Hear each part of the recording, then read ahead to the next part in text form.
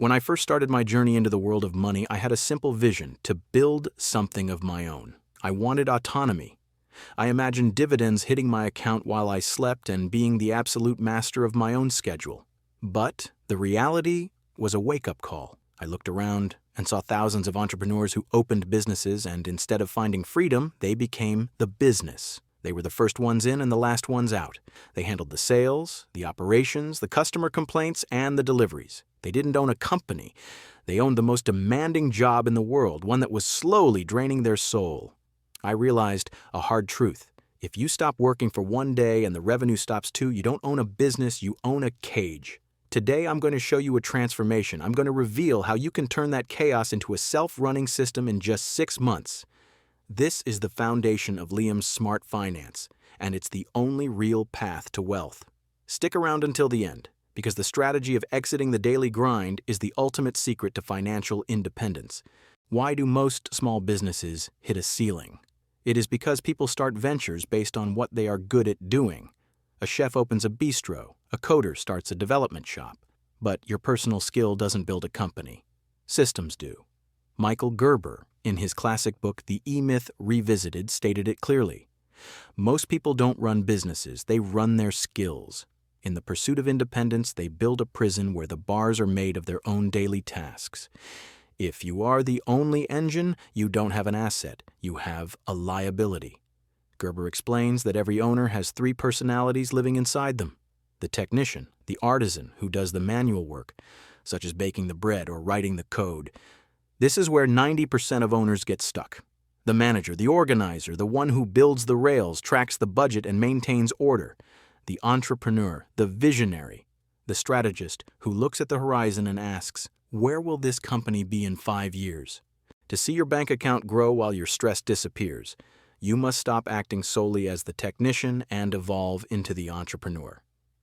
Look at the titans of industry. Jeff Bezos famously said, "Build systems. Trust the systems.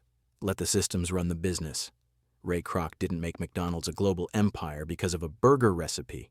He created an infallible system that a teenager could run. Warren Buffett only invests in companies that are so well structured they can function without their founder. The message from the world's wealthiest is identical. The owner's job is to become unnecessary. If your presence is the on switch for your income, you've hired yourself for a very difficult job. Why does growth stall? It is because the secret sauce of your success is locked inside your head. Without manuals, protocols, or standards, you become the bottleneck. A business dies not because the product is bad, but because it outgrows the capacity of a single human brain. The most powerful idea in smart finance is this: build your local project as if you were going to sell 1,000 identical versions of it worldwide. Even if you never do, this mindset forces you to create clear steps and predictable results. This is how Starbucks wins. You don't go there for unique artisan coffee, you go for the guaranteed result that only a system can provide.